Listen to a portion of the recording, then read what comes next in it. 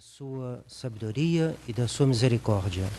Mas, na medida em que o mal vai fazendo progresso, Deus revela mais intensamente essas maravilhas da sua sabedoria e da sua misericórdia.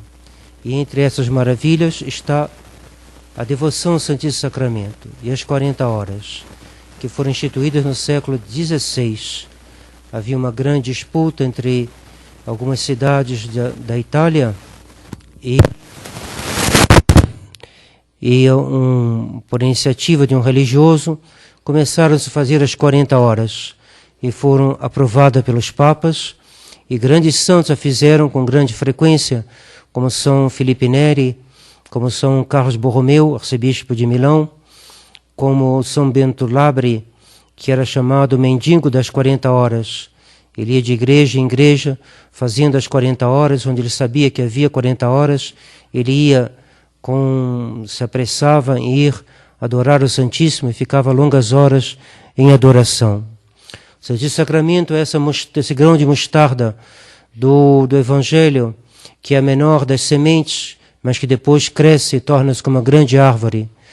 Nosso Senhor, que foi humilhado, que foi desprezado na sua paixão, que não tinha nem aspecto de homem, diz Isaías, eis a grande árvore, e ele está escondido, como esse fermento escondido em três partes de farinha, do qual fala o Evangelho também. E esse é o nosso Senhor escondido no Santíssimo Sacramento. E ele vem para entrar em nossas vidas. Nós recebemos na Santa Comunhão como algo de pequeno, algo que não tem esplendor. Por isso que a Igreja, na sua fé, nos pede para cercar com o maior esplendor possível o Santíssimo Sacramento, porque por ele mesmo, ele é, aos olhos dos homens, aos olhos daqueles que não têm a fé, ele é algo de insignificante. E, no entanto, está ali o Criador do céu e da terra, está ali o Rei de toda a criação, está ali aquele que virá julgar os homens, os vivos e os mortos, no fim do mundo. Está ali o verdadeiro dono de todas as coisas. Então, que nós possamos terminar essas 40 horas agradecendo a Deus de ter passado alguns momentos de adoração e lembrando que a Igreja também associa essa devoção a várias indulgências. Podemos ganhar indulgência plenária, podemos ganhar hoje, rezando nas intenções do Papa e recebendo a Santa Comunhão. Aqueles que confessaram também, confissão, então, comunhão, adoração. Confissão pode ser de alguns dias atrás, não precisa ser hoje, e pode ser também, basta que o importante é estar em estado de graça e não ter uma confissão de alguns dias antes, uma semana, 2, já basta. Então, é necessário a comunhão hoje. A comunhão será dada depois da missa, pois com o Santíssimo exposto não se dá a comunhão. Então será dada depois da procissão, depois das ladainhas, depois da bênção final com o Santíssimo. Aí o celebrante tirará a capa e virá dar a comunhão para os monges, para todos que desejarem.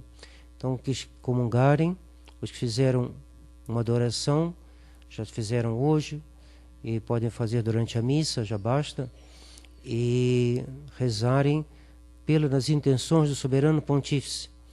Então, basta um Pai Nosso, uma Ave Maria, um Glória, podem fazer um pouco mais também, 5 Ave Marias, 5 Pai Nosso, 5 Glórias, e assim ganharão uma indulgência plenária, que só é realmente plenária se a gente não tiver nenhum apego, nem mesmo ao pecado venial.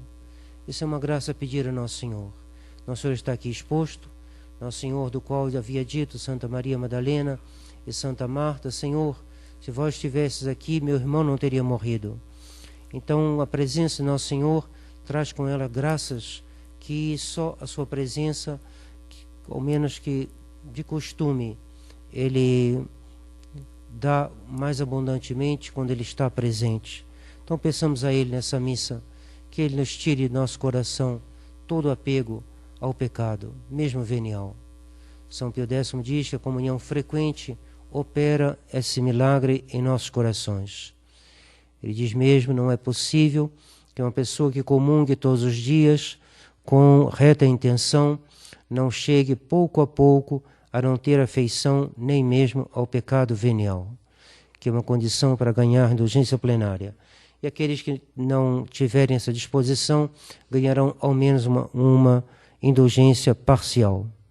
Então, terminemos bem essas 40 horas de adoração, nesse mundo que despreza Nosso Senhor, esse mundo que não dá nenhum caso à sua presença, nenhum caso pelas suas leis, nenhum caso as suas vontades. Repitamos a Nosso Senhor que nós, ao contrário, queremos reparar, queremos consolá-lo, queremos desagravá-lo pelas ofensas que ele recebe, pelo descaso, pelo que a maioria dos homens lhe dão, sobretudo nos tempos que nós estamos vivendo, onde a realeza do Nosso Senhor é negada, é desprezada em toda a parte. Nos países outrora católicos, como a França, a Espanha, o Brasil, ele mesmo, e todos os países que formavam a cristandade. Então, peçamos ao Nosso Senhor que na hora em que todos o abandonam, nós não abandonemos, mas muito pelo contrário, na hora que os outros não o amam, não o servem, não o honram, a gente possa servi-lo, honrá-lo e amá-lo de maneira dobrada. Que a gente redobre em zelo para fazer aquilo que o mundo moderno resolveu não fazer. O mundo moderno se organiza cada vez mais numa atitude de descaso, numa atitude de rebelião.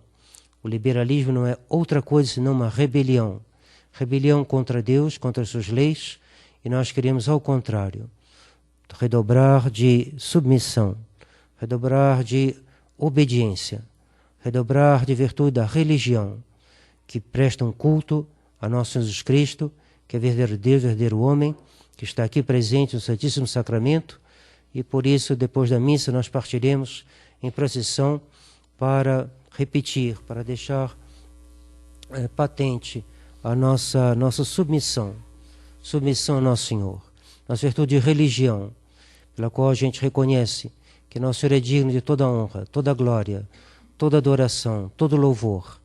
E assim nós estamos certos de estar fazendo algo que é agradável a Deus, para a qual Nossa Senhora nos ajudará a prestar a honrar o seu Filho, e honrando o seu Filho estamos honrando também a Mãe, e assim obteremos a recompensa daqueles que estão unidos a Deus nesta vida, como diz o Evangelho de hoje, Nosso Senhor, Evangelho da Missa Votiva do Santíssimo Sacramento. Então, quem come minha carne e bebe meu sangue, permanece em mim e eu nele. Assim como o Pai que vive me enviou, e eu vivo pelo Pai, a vida divina, o Pai é vida, o Filho ele transmite, o Pai é o princípio, e o Pai gera o Filho numa geração eterna, uma geração incompreensível para nós, pois o Pai não é anterior ao Filho, nem é maior que o Filho, mas o Filho procede do Pai. Então Nosso Senhor diz assim, como o Pai vive e me enviou, e eu vivo pelo Pai, assim também o que me comer, que receber a Santa Eucaristia, receber o Santíssimo Sacramento, viverá por mim. Essa é a vida eterna. A vida eterna consiste nisso, viver de Deus, viver essa vida sobrenatural, que é a mesma vida que o Pai comunica ao Filho, o Filho comunica a nós. E aquele que recebe o Santíssimo Sacramento, recebe a comunicação dessa vida divina. Essa vida divina que é a garantia, que é o sinal da nossa vida eterna. Aquele que vive dessa vida divina aqui na terra, viverá dessa vida divina eternamente no céu. Então peçamos a Deus que isso seja uma realidade para nós, devido à nossa fé, devido à nossa preparação, nosso desejo de receber Nosso Senhor, e assim continua Nosso Senhor: este é o pão que desceu do céu, não como o maná que vossos pais comeram e contudo morreram. Quem come deste pão viverá eternamente. Viverá da vida eterna de Deus e viverá eternamente como Deus possui Ele mesmo e Ele é a vida eterna, assim seja. Em nome do Pai, do Filho e do Espírito Santo. Amém.